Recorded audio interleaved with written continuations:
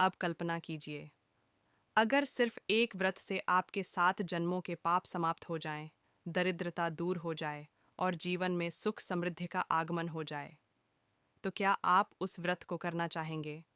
आज हम बात करने जा रहे हैं पवित्र और अत्यंत प्रभावशाली योगिनी एकादशी की, जिसका वर्णन स्वयं भगवान श्री हरि विष्णु ने किया है।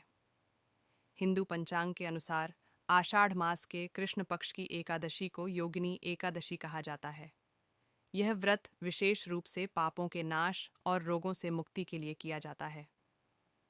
धार्मिक मान्यता है कि इस दिन व्रत करने से व्यक्ति को 88,000 ब्राह्मणों को भोजन कराने के समान पुण्य प्राप्त होता है। पौराणिक कथा के अनुसार प्राचीन समय में कुबेर के नगर अलकापुरी में हेममाली नाम का एक माली रहता था। वह प्रतिदिन भगवान शिव के लिए पुष्प लाया करता था। एक दिन वह अपनी पत्नी के प्रेम में इतना मोहित हो गया कि समय पर पुष्प नहीं पहुंचा सका। इससे क्रोधित होकर कुबेर ने उसे कोढ़ी होने का श्राप दे दिया। श्राप से पीड़ित हेममाली जंगलों में भटकता रहा और अंततः महर्षि मार्कंडेय के आश्रम पहुंचा।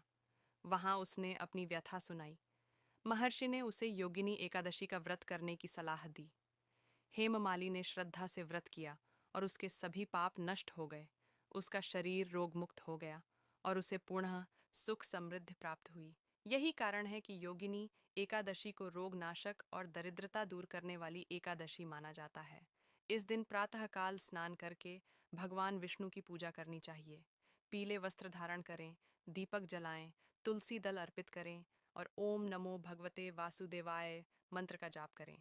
पूरे दिन व्रत रखकर रात्रि में भजन कीर्तन करें और अगले दिन द्वादशी तिथि में विधि पूर्वक पारण करें। ध्यान रखें कि इस दिन चावल का सेवन नहीं करना चाहिए।